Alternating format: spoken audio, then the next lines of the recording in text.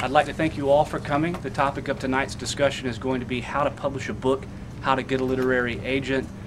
And I'm fresh back from New York. I met 3 different agents this weekend. Alexandra and I were at the World Fantasy Convention along with about 1,200 other writers. And so I can draw a little bit on that. But first, let me introduce our guests. We have Alexandra Sokoloff, who is the author of The Harrowing. How many people here have heard of The Harrowing? Good. Okay, we got about half of you here. And it has just been released in paperback. We can get a copy of this going around. If you would, take a look at it and pass it along, or if you want to buy it, hold on to it and I'll pass another one around. The Harrowing is I would classify it as a psychological suspense novel with paranormal elements. It's a ghost story, and it's very, very good. Our other author guest here tonight is J.D. Rhoades, who goes by Dusty to friends and family, I suppose. And Dusty is the author of the Jack Keller series of mystery novels set here in the state of North Carolina. Jack is a bounty hunter, bail bondsman, and the 3 Jack Keller novels which are currently available are Safe and Sound, Good Day in Hell, and The Devil's Right Hand. And I've got a hardcover copy of Safe and Sound. Get this passed around. And all these books. see, that's the benefit of being up front, you know. And then the paperback of The Devil's Right Hand. So let's first start by talking just a little bit about the books and the stories themselves. Tell us a little bit about Safe and Sound. Safe and Sound is the 3rd Jack Keller adventure.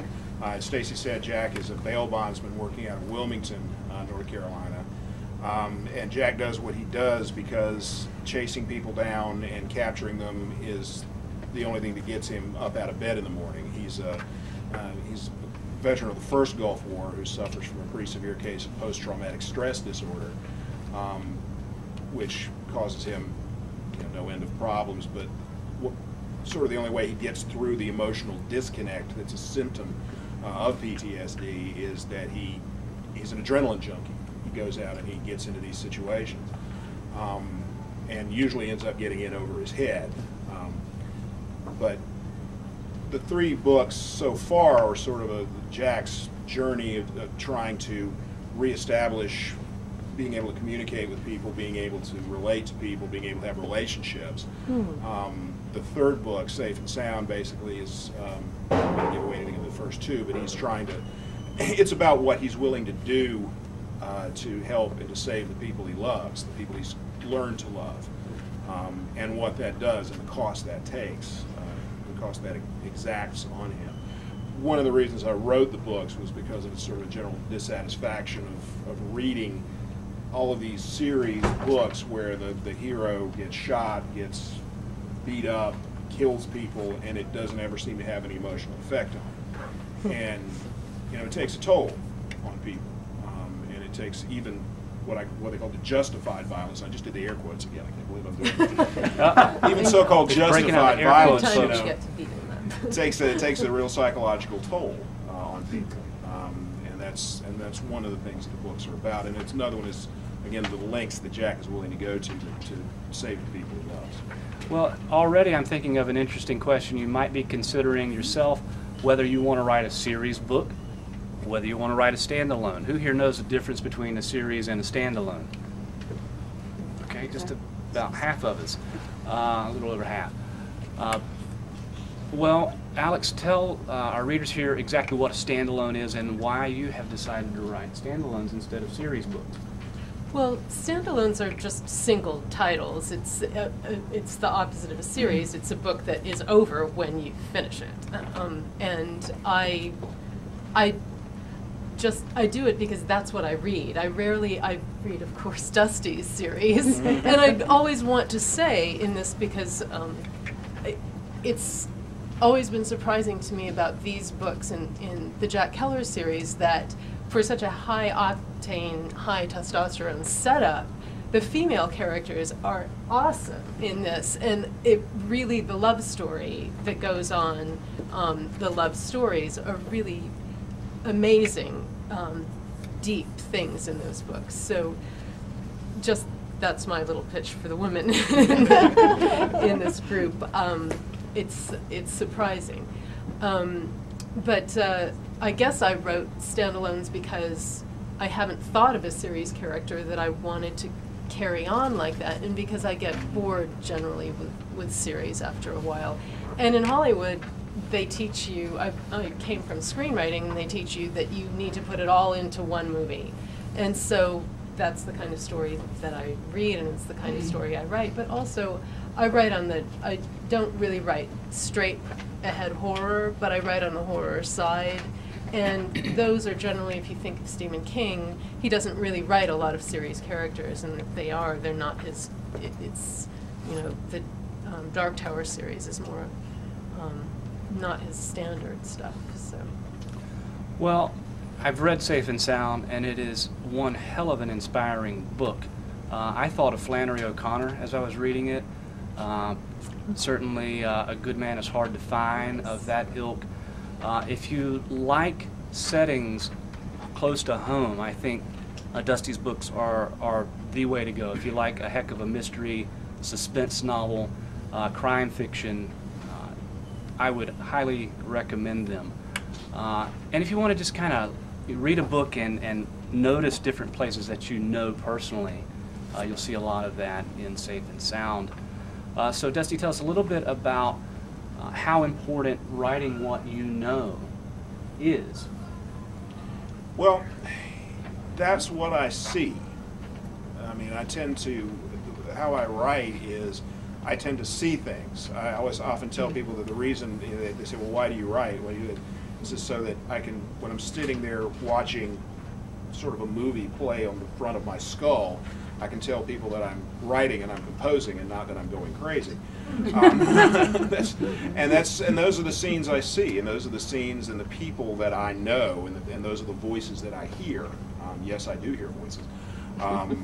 And I can hear the characters talking in my head, and they talk like the people that I grew up with, or the people that I see. So that I write that way because that's just what I hear, and that's what I see.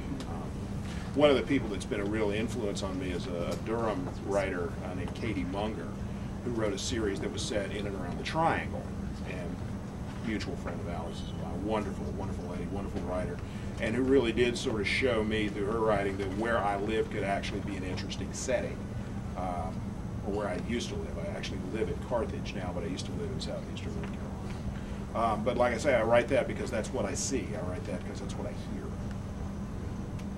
Is it easier to write what you know? Have you tried to write something outside of Not North really. Carolina? Not really. I'm so busy writing. I'm trying to get down already what I'm hearing and seeing inside my head, and I don't have. I suppose I could, try to write a, dark, gritty, urban type thing, and it would be excellent, of course. But, but that's not what I'm hearing. It's not what I'm seeing. Do we have any questions so far? In the back. I'm just curious, Dusty, what you think of Dog? Dog the Bounty Hunter? Yeah. Boy, he's having, Thanksgiving's going to be real interesting around the Dog household, don't you think? I mean, after his son basically sold him out and sent this really horrible phone call that he recorded to the newspapers. Fun guy. Actually, I had a scene in Safe and Sound where Jack meets a sort of Dog the Bounty Hunter character and his entourage and his cameraman, and it's like, who the heck is this guy? I cut it because it just really didn't fit the mood of the whole thing. I think Dog's a buffoon, basically. I think he's a master of self-promotion, I'll give him that. But I think the guy's, the kind of half-smart character that's headed right for the sort of fall that he's hitting. Who here saw him on Larry King last night? Oh, no. Only one person saw him on Larry King.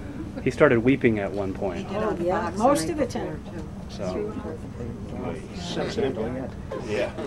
Well, I think as aspiring writers, we are certainly looking for the right publishing home. If I've learned one thing this weekend in going to New York, like I said, I was at the World Fantasy Convention up in Saratoga Springs, New York.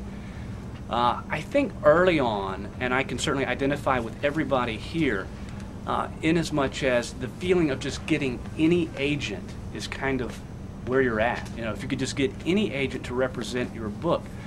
I met 3 agents this weekend. I'm not going to mention them by names, but I had lunch with one of them. And through actually meeting these people one-on-one, I realized what a difference one agent could make over the other. Oh, yeah. For example, one of the agents I met has been in the business for about 30 years, has sold numerous manuscripts. In talking with him, though, he was immediately looking for the hook in my novel. And he was probably thinking about where he could sell it. I met 2 other agents, and one I asked a typical question to ask an agent, I think, or a reasonable question to ask is, well, what have you sold recently that you're really excited about? You know, if you're hanging out in the hotel bar, it's a good thing to ask them, get them talking about their positives, their successes that they've had. And she said, well, you know, she was very young, and she said, well, I've sold a couple of art books, and we've managed to sell a few calendars. And I said, okay, you know, have you sold any? I didn't actually ask her at that point. I could tell she hadn't sold any fiction. But she was wonderful to talk with. I mean, she was wonderful to hang out with and chat with, but it became very clear that she's been in the business about 4 or 5 years and hasn't actually sold a fiction manuscript yet. So, something to consider. Now, again, we all sort of start out going, we'd like to find any agent, but you have a question? What is the purpose of a literary agent? Would you not go to the publishing house directly? Sure. Alex?